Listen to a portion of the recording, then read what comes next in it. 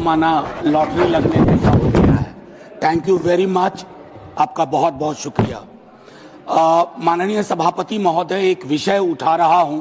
तात्कालिक प्रभाव से पिछले महीने जनवरी में आईआईटी कानपुर के एक छात्र ने आत्महत्या की। एक लंबी श्रृंखला है आईआईटीज, आईआईएम्स और हायर एजुकेशन इंस्टीट्यूशंस में आत्महत्याओं की।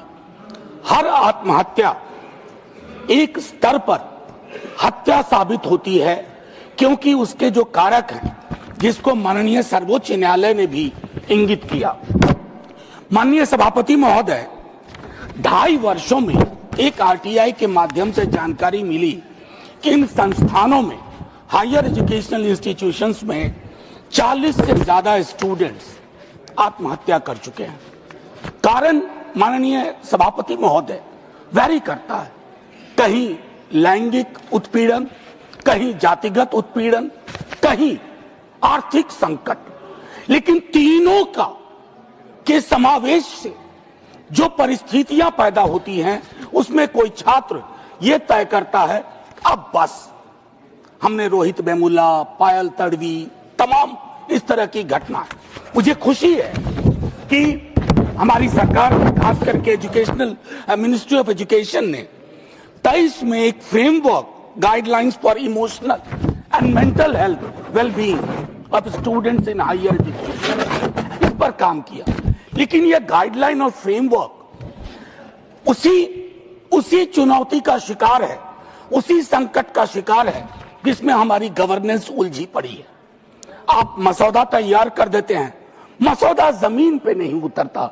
एक पिता, एक माता अपने बच्चे को खो देता है।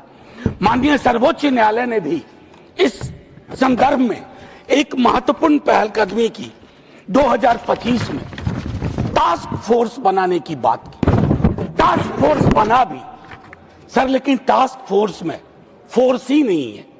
बिना शक्ति के ये टास्क फोर्स, और मैं बार बार कहता हूं सर, सरकारें आएंगी जाएंगी, आज उनकी आपकी है, कल को किसी और की होगी, लेकिन समाज के ढांचे में ये जो उत्पीड़न के बीज की वजह से लोग दुनिया को अलविदा कहते हैं, अगर इस पर विराम नहीं लगाया गया तो किस बात की सरकार, किस बात का देश, किस बात की संभावनाएं, किस बात की ट्रिलियन इकोनॉमी और किस बात की अमेरिकी डील।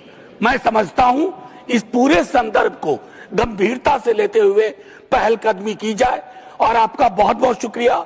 जय हिंद महोदय।